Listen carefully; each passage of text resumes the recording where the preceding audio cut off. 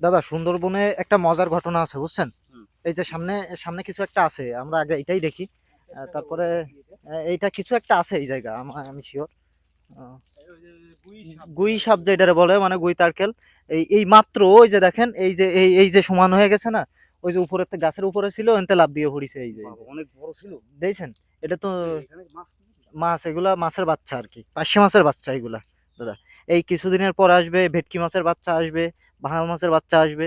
কিছুদিনের ভিতরে বলতে এই বৃষ্টির সিজনেই চলে আসবে আর কি। আর বড় সড়ো কিছু ছিল। হ্যাঁ, বড় সড়ো কিছু ছিল। গুই তারকেল মানে গুয়ে সাপ যেটারে বলে, ওইটাই ছিল এখানে বুঝছেন। অনেক বড়।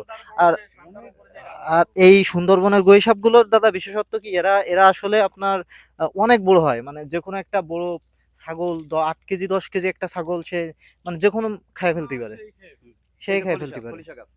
এটা হচ্ছে খলিশা গাছ এটা।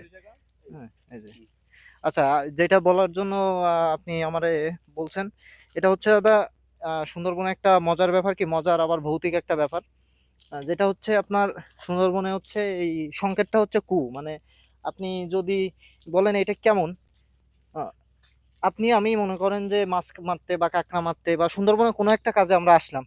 এখন সুন্দরবনে আসার পরে যে দুইজন একসাথে থাকে কাজটা করবো, এরকম কিন্তু সিস্টেম থাকে না দাদা। যেমন আপনার একটু দূরে যাওয়া লাগে কাজের ক্ষেত্রে, আপনার একটু দূরে জায়গা যাওয়া লাগে, মানে দুইজনে দুই জায়গায় যাওয়া লাগে। এখন বিষয়টা হচ্ছে, দুই জায়গায় গেলে আপনি যখন এক জায়গা হইতে চাবেন, তখন এর ভিতরে আপনি খেয়াল করেন যে কিছু দূর পর্যন্ত দেখা যায়, তারপরে আর দেখা যায় না, এত ঘন গাছ। এখন এইখানে হচ্ছে আপনি নাম ধরেও ডাকতে পারবেন না কাউরে, কারণ নাম ধরে ডাকলে সাউন্ডটা পৌঁছায় না জায়গা পর্যন্ত।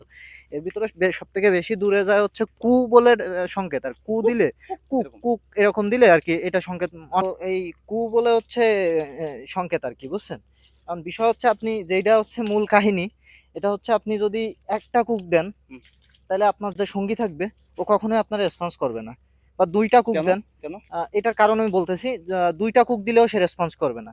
এটার কারণ হচ্ছে আপনার জঙ্গলে 2-3টা কারণ আছে। কুক দেয় হচ্ছে ভৌতিক বা আধ্যাত্মিক কোনো ইয়ে আছে, ঘটনা আছে।